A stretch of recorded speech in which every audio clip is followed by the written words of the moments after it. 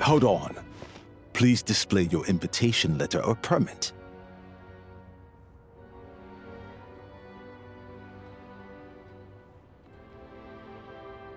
Glupov does not accept meeting requests without a prior appointment.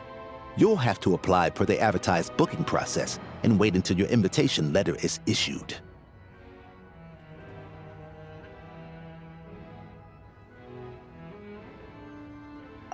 Might I ask who you're hoping to visit? Another one who thinks the rules don't apply to them. I don't understand why people think they can just talk their way in here. You don't just show up and land a meeting with the Harbinger. But I have to go through the motions for protocol's sake. Honestly, it's such a waste of time asking when I already know what the answer's gonna be. Wait a moment. I'll pass on your message. If Child is unavailable, you'll have to go through the proper procedure.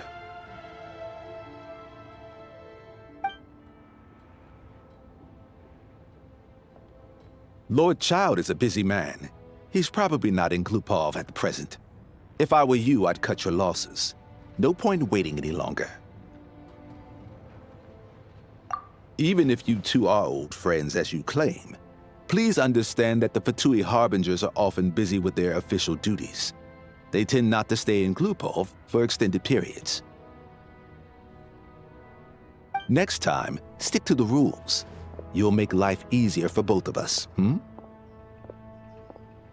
Greetings, Lady Marionette.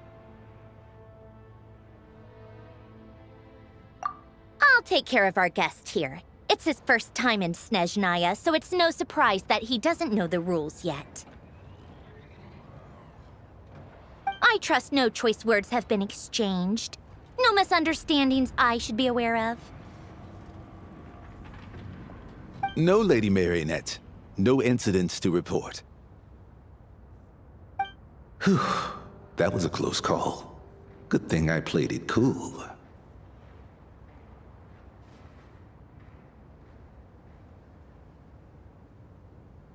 Is that right?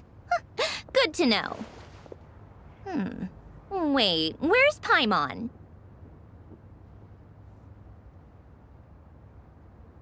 Under the weather? That's hard to imagine.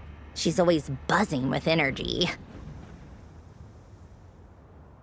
I take it she's still adapting to the climate. Happens to a lot of people. It's even colder here than in Nod-Krai. Has she seen a doctor?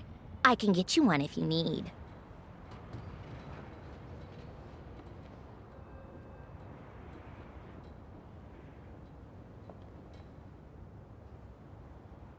All right, then. Well, let me know if you run into any other problems. Why else? I was just about to sit down for some much-needed tea time when I heard that an old friend of Tartaglia's had shown up outside. No appointment, nothing.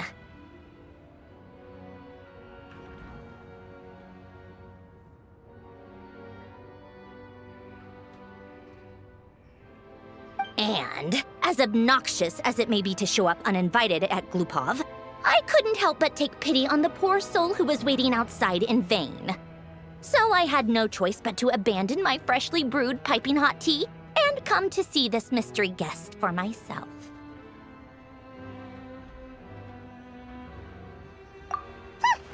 Well, I felt our time working together in Nod-Krai warranted some courtesy. I couldn't exactly let you freeze to death out here in the wind. Unfortunately, I can't invite you inside either. The rules of Glupov wouldn't allow it, and as a harbinger, I have to lead by example. On the plus side, Snezhnayan actually has some class, unlike Nasha Town. Torchlight Books has a very nice selection of teas and cakes, so we can catch up there. Your treat, of course. Because I already wasted one perfectly good cup of tea today. That's why.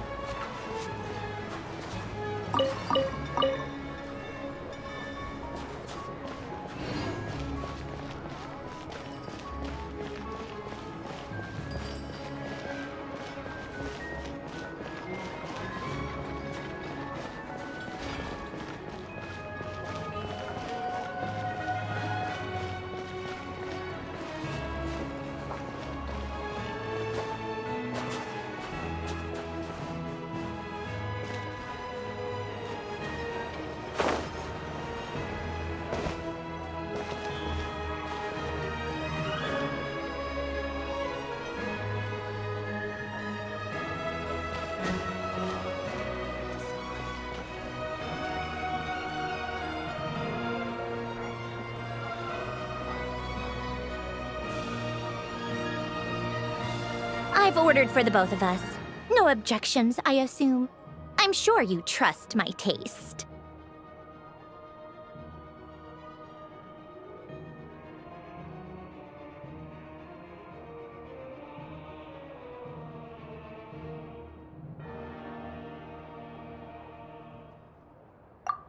Okay, let's get down to business. I'm guessing you don't actually have any urgent business with Tartaglia, per se. You just want information, right?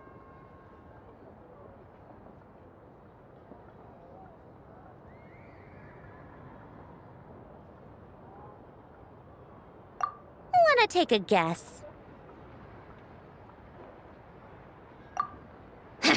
Of course you'd say that. You shouldn't underestimate Counselor Tartaglia, you know. That's right. I'm sure you've heard of the Snezhnayan Vecha by now. Well, he's busy preparing some paperwork for their next meeting. They'll be discussing yet another extension to Project Stuzha. It's basically all anyone cares about in the Vecha these days.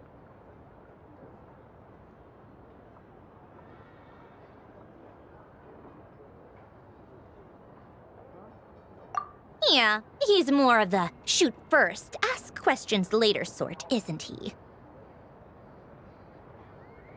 It all started with a very detailed letter that Capitano left for the jester, Piero, before leaving for Natlan. In that letter, he detailed the future arrangements for his subordinates. All of his key people were reassigned to Tartaglia.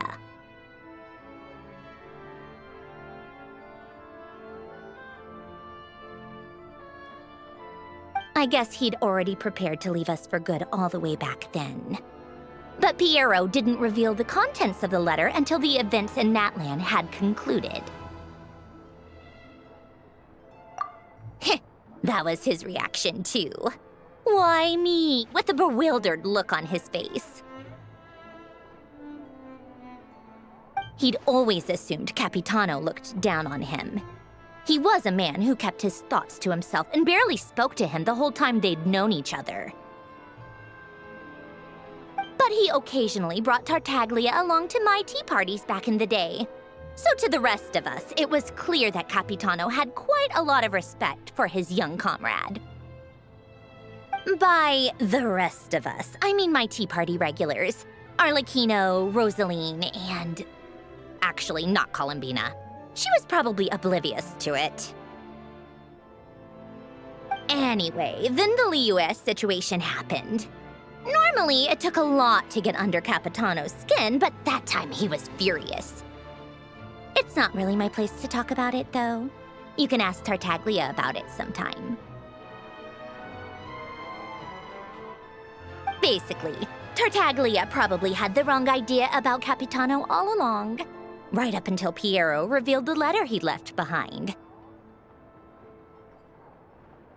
Capitano believed that despite Tartaglia's immaturity, he showed great potential.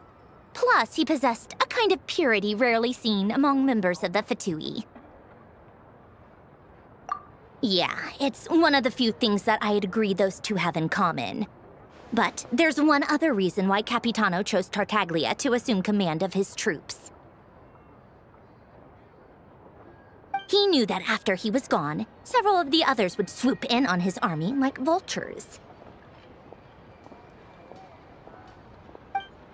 With the ones who stood to benefit the most being the rooster Pulcinella and regrator Pantalone.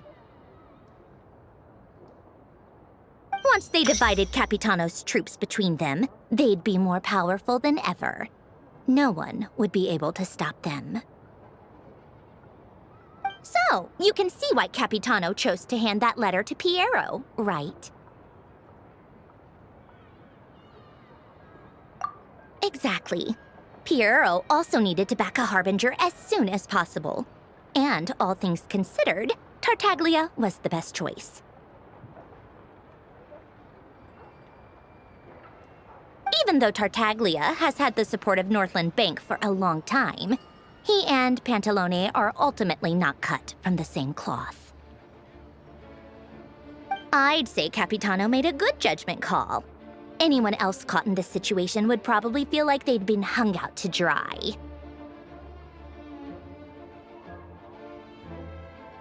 His best course of action will be to distance himself from any shady business, while still maintaining friendly relations with Pantalone, but seeking Pulcinella's support at the same time. What's the point in having a tea party if you don't spill a little tea?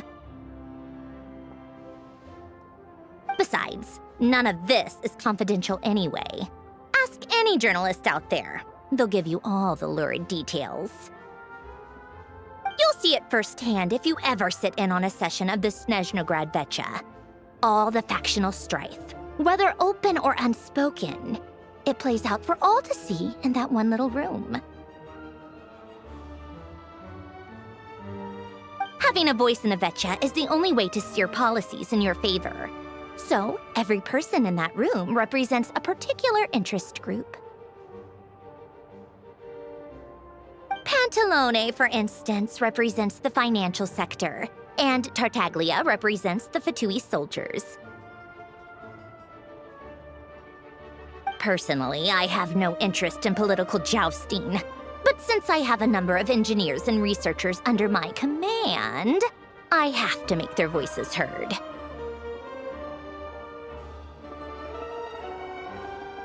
Then there's Pulcinella, the linchpin of the Vecha. He represents politics itself. Everything involves him, so nothing can bypass him. Any issue that comes up, he knows how to mediate. That's what the Tsaritsa values most about him. I'm starting to see why everyone is so frustrated with the way things are, but also powerless to change it. A complex web of interests connects all parties involved, and the Tsaritsa sitting at the top adds another layer of complexity. It must be nearly impossible to come up with a perfect solution. All right, I'm done carrying this conversation. Time for you to answer a question of mine. You must have known that you can get the info you needed from me. So why was Tartaglia the first person you asked to see and not me?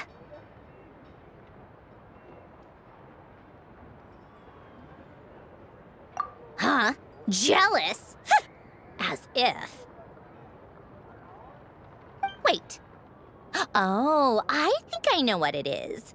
Columbina passed on my message to you before you left Nod-Krai, right? I only meant you should be mindful of which side you're on. Is that actually why you didn't ask for me? Because you took that to heart?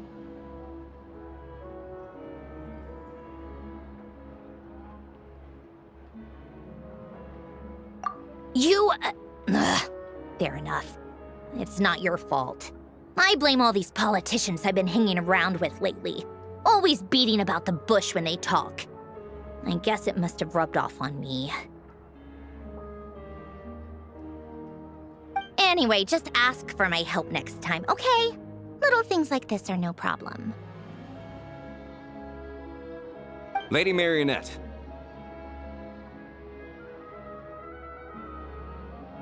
What now? Can't you see I'm on my break? Whatever it is, just leave it on my desk. I'll look at it later. Sorry to disturb you during your break, ma'am, but I'm afraid it's an emergency. Isn't it always? I've told you before, fixing the tracks and transporting ice blocks does not constitute an emergency. The equipment in Svietlolai-Dovka is in urgent need of maintenance. With how the weather's been recently, we suspect that the cause is a buildup of snow, exceeding the maximum weight limit.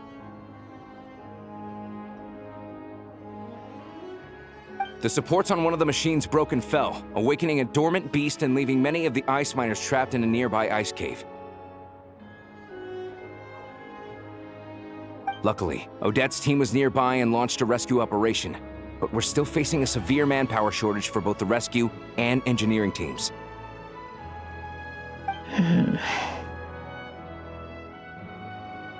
I guess that's it then. Our tea party will have to end here. I'm the only engineer you'll need.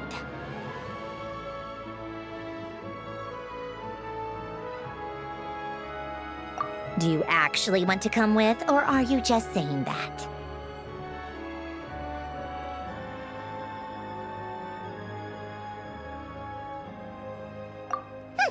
Nice of you to return the favor. I'll have a couple of people look after Paimon. They can let her know that you had to step out for a while. Given how urgent this is, I'm sure she'll understand.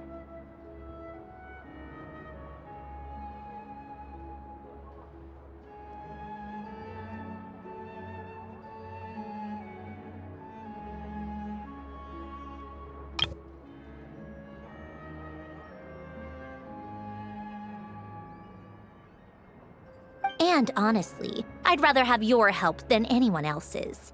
Between your skills and experience, you'd be reliable help.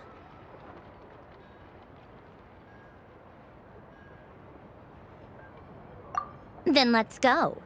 You, take 2 people to Pavorier restaurant. Find his room and watch it like a hawk until we get back. If anything happens to Paimon, you'll be answering to me. Yes, Lady Marionette.